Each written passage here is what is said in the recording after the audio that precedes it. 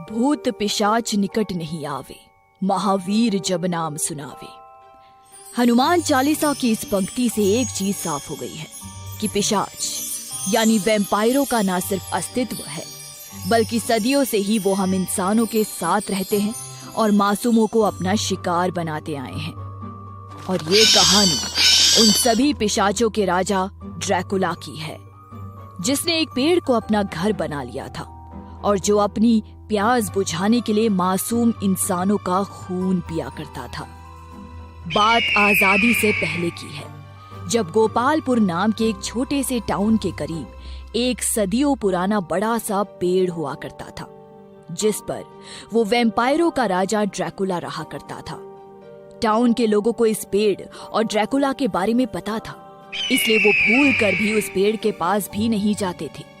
लेकिन फिर भी अक्सर राहगीर आराम करने के लिए अनजाने में इस पेड़ के नीचे सो जाया करते थे और मौका देखकर वो ड्रैकुला उनका खून कर उन्हें मार डाला करता था। और फिर एक दिन की बात है, जब एक लकड़हारा जंगल से लकड़ी काट कर घर आ रहा था कि उसके पैर को एक जहरीले कीड़े ने काट लिया और जल्द ही उसके पैर में जहर फैलने लगा। इसलिए मजबूरन उसे वो कुछ देर आराम करने के लिए उसी पेड़ के नीचे बैठना पड़ा। और फिर कुछ देर बाद उसे एक अजीब सी आवाज सुनाई दी। आवाज सुनकर लकड़हारा बुरी तरह से डर गया और पसीने पसीने हो गया और अपनी चारों तरफ देखने लगा। अरे ये कैसी आवाज थी? लेकिन उसे आसपास कुछ भी दिखाई नहीं दिया। शायद कोई जंगली जानवर होगा। मुझे अब यहाँ से जल्दी चले जाना चाहिए। लेकिन जैसे ही लकड़हारा चलने के लिए जमीन पर अपना पैर रखा, वो दर्द के मारे चीखा और उसका मुंह जमीन पर जा लगा और वो बेहोश हो गया। और फिर जैसे ही उसकी आंख खुली, उसने पाया कि उसके मुंह पर लगातार पानी की कुछ बूंदें गिर रही हैं। लकड़हारा धीरे धीरे से खड़ा हुआ और जैसे ही उसने अपने चेहरे पर गिर रही पानी की बूंदों को हाथों से छुआ, उसने पाया कि वो पानी नहीं, खून है। खून खून!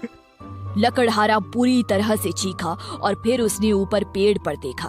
पेड़ पर एक आदमी का कटा हुआ सिर लटक रहा था। कटे हुए सिर को देखकर लकड़हारा डर से बिल्कुल पागल हो गया और अपने पैर के दर्द की चिंता किए बिना ही वो वहां से भागने की कोशिश करने लगा कि तभी उस पेड़ में से 2 बेल निकली और उन बेलों ने उसे जकड़ लिया। उसके बाद उस पेड़ का तना किसी दरवाजे की तरह खुल गया और उसमें से ड्रैकुला बाहर आया। ड्रैकुला ने बाहर आते ही अपने लंबे नुकीले दांत लकड़हारे की गर्दन में गाड़ दिए और उसका सारा खून चूसने के बाद वो उसकी लाश को लेकर वापस पेड़ में समा गया। लकड़हारे की मौत ने पूरे गोपालपुर समेत आसपास के गांवों में आतंक मचा दिया और ये बात हर घर में पहुंच गई कि ड्रैकुला ने ही उसे मारा है।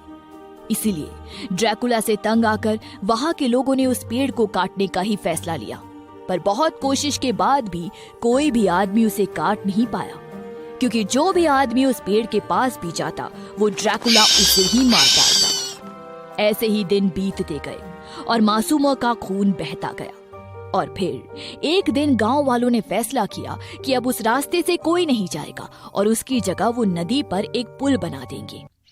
और जल्द ही गांव वालों ने नदी के ऊपर पुल बना लिया और फिर उस रास्ते से लोगों ने जाना बिल्कुल बंद कर दिया और धीरे धीरे मौतों का सिलसिला कम होने लगा। लेकिन अगले साल जब बारिश का मौसम आया तो एक रात तेज बारिश के समय एक साधु अपने बेटे और एक बैलगाड़ी के साथ उसी इलाके की तरफ आया और जैसे ही वो पुल तक पहुंचा, उसने देखा कि नदी का पानी बहुत ज्यादा बढ़ गया है और बारिश के कारण पुल भी कमजोर हो गया है। अरे ये क्या हुआ? नदी का पानी तो पुल तक पहुंच चुका है और ये पुल भी बहुत कमजोर लग रहा है। हम अब इससे होकर नहीं जा सकते। अगर हम अपनी बैलगाड़ी को इस पर से लेकर गुजारेंगे तो पुल टूट सकता है। पर पिताजी, दूसरे रास्ते से भी तो नहीं जा सकते। मैंने सुना है उस दूसरे रास्ते पर वही पेड़ है जिस पर वो ड्रैकुला रहता है। नहीं बेटा, वहाँ ऐसा कुछ नहीं है। ये सारी बातें अफवाहें हैं। तुम चिंता मत करो, मैं हूँ ना तुम्हारे साथ। अपने बेटे की बात ना मानकर साधु अपने बेटे को लेकर उसी पुराने रास्ते पर हो लेता है और फिर जैसे ही वो उस पेड़ के आगे से गुजरते हैं, उनकी बैलगाड़ी का बैल वहीं बैठ जाता है। अब इसको क्या हुआ? पता नहीं पिताजी, अभी तो ये ठीक ठाक चल रहा था। उठाओ इसे। अपने पिता की बात मानकर वो बैल को खूब डंडे मारता है, पर वो बैल टस का मस नहीं होता। ये क्या नई मुसीबत है? देखो ना पिताजी, ये तो हिल भी नहीं रहा। साधु गुस्से में बैल को पूरी ताकत से डंडा मारता है और वो बैल दर्द के मारे रींगता है और उस बैल की आवाज सुनकर पेड़ पर बैठे सारे चमगादड़ उड़ जाते हैं। ये क्या हो रहा है पिताजी? मुझे यहाँ कुछ ठीक नहीं लग रहा।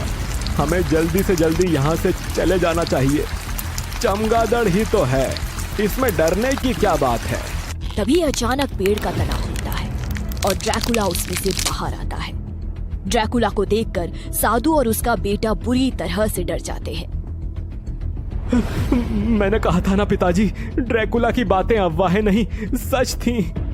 हाँ बेटा, अब अपनी जान बचाओ और भागो यहाँ से। और वो दोनों अपनी जान बचाकर वहां से भागते हैं।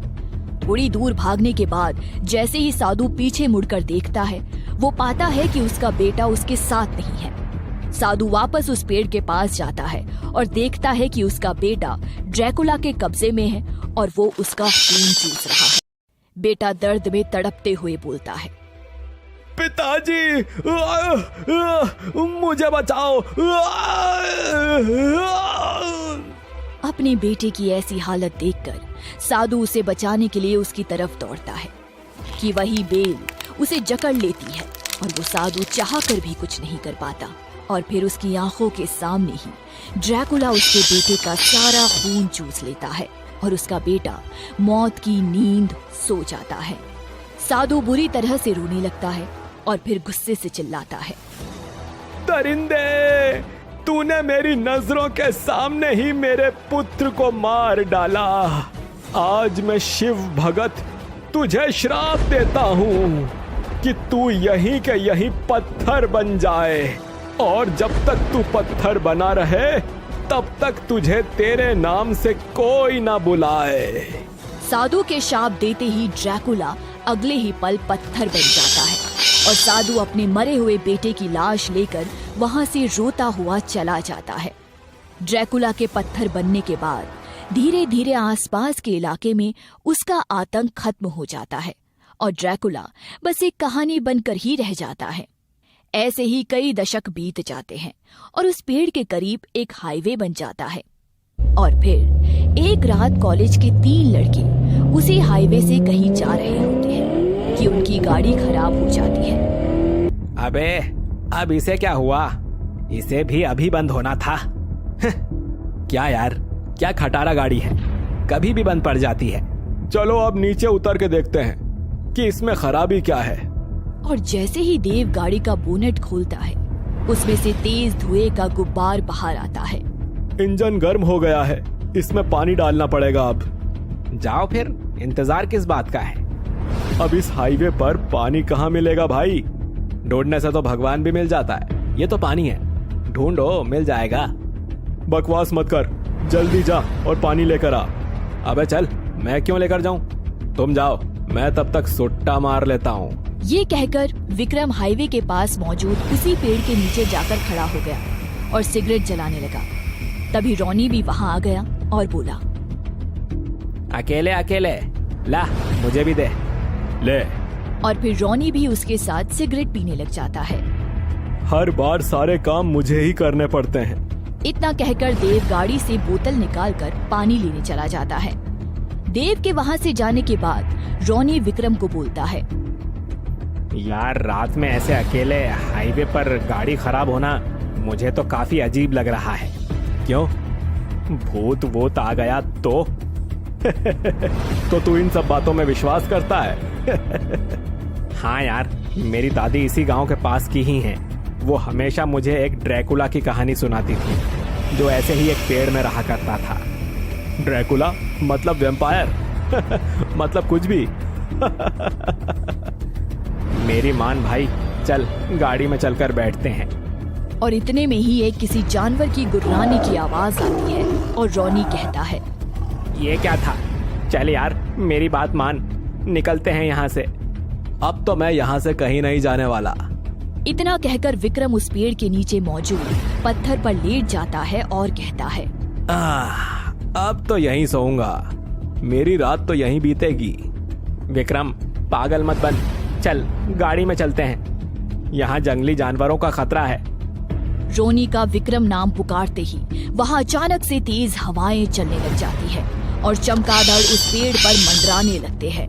रोनी ये सब देखकर और डर जाता है और बोलता है, विक्रम चल यहाँ से, मुझे यहाँ कुछ भी सही नहीं लग रहा। और तभी वो ड्रैकुला दोबारा जिंदा हो जाता है और विक्रम को वही के वही पकड़ लेता है।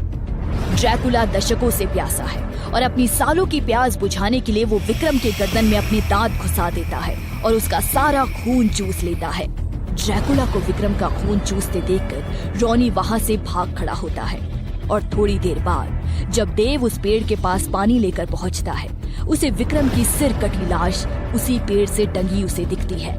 विक्रम की सिर कटी लाश देखकर वो चीखता है, ओह माय गॉड, ये क्या हो गया?